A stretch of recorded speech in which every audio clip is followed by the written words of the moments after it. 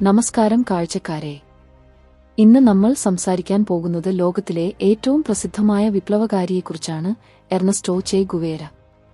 അദ്ദേഹത്തിന്റെ ജീവിതകഥ ഒരു സാധാരണ മെഡിക്കൽ വിദ്യാർത്ഥിയിൽ നിന്ന് ലോകത്തിലെ ഏറ്റവും പ്രസിദ്ധമായ വിപ്ലവകാരിയിലേക്കുള്ള അതിശയകരമായ മാറ്റത്തിന്റെ കഥയാണ്.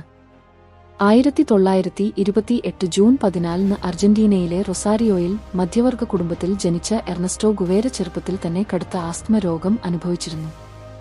എന്നാൽ ഇത് അദ്ദേഹത്തിന്റെ സാഹസിക മനോഭാവത്തെ തടഞ്ഞില്ല. മെഡിക്കൽ വിദ്യാർത്ഥിയായിരിക്കുമ്പോൾ 1951 സുഹൃത്ത് ആൽബർട്ടോ ഗ്രനാഡോയ്ക്കൊപ്പം മോട്ടോർ സൈക്കിളിൽ തെക്കേ അമേരിക്കയിലുടനീളം ഒരു യാത്ര നടത്തി.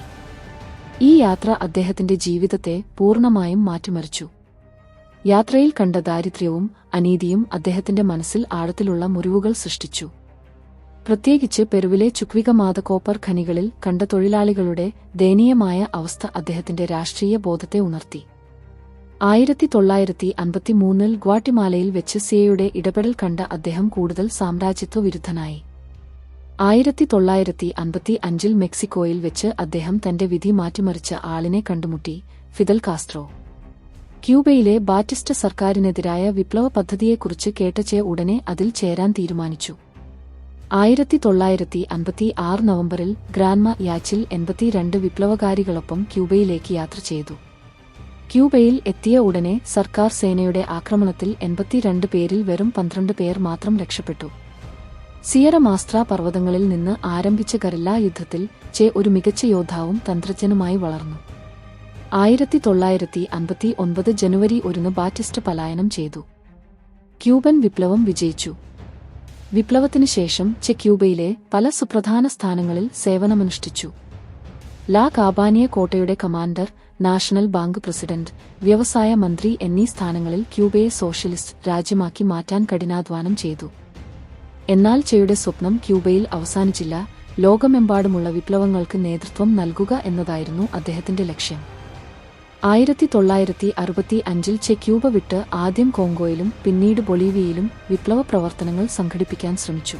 റാമോൻ എന്ന കോഡ് നാമത്തിൽ ബൊളീവിയയിൽ ദേശീയ മുക്തി സേന രൂപീകരിച്ച ചെ അവിടെ നിന്ന് വിപ്ലവം അയൽ രാജ്യങ്ങളിലേക്ക് വ്യാപിപ്പിക്കാൻ ലക്ഷ്യമിട്ടു.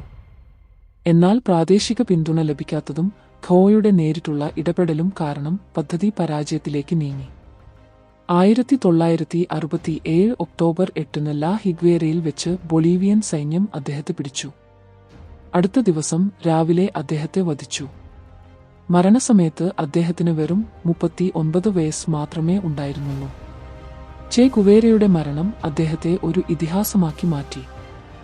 അദ്ദേഹത്തിന്റെ പ്രസിദ്ധമായ ചിത്രം ഇന്നും ലോകമെമ്പാടും വിപ്ലവത്തിന്റെയും പ്രതിരോധത്തിന്റെയും പ്രതീകമാണ്. നിങ്ങളുടെ സ്വപ്നങ്ങളിൽ വിനയാന്വിതരാകുക, നിങ്ങളുടെ പോരാട്ടത്തിൽ കഠിനരാകുക എന്ന അദ്ദേഹത്തിന്റെ വാക്കുകൾ ഇന്നും പ്രചോദനം നൽകുന്നു. ചെ ഒരു സങ്കീർണ വ്യക്തിത്വമായിരുന്നു.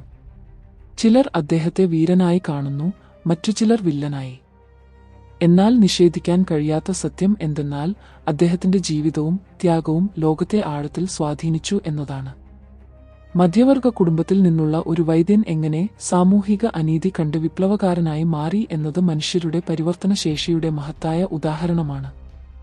ഇന്നും ലോകമെമ്പാടുമുള്ള പ്രസ്ഥാനങ്ങൾ ചെയുടെ ചിന്തകളിൽ നിന്ന് പ്രചോദനം ഉൾക്കൊള്ളുന്നു.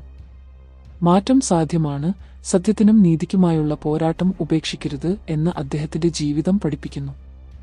കാഴ്ചക്കാരെ, ചെ ഗുവേരയെക്കുറിച്ചുള്ള ഈ കഥ നിങ്ങൾക്ക് ഇഷ്ടപ്പെട്ടെങ്കിൽ ലൈക്ക് ബട്ടൺ അമർത്തി കമന്റിൽ അഭിപ്രായങ്ങൾ പങ്കുവയ്ക്കുക.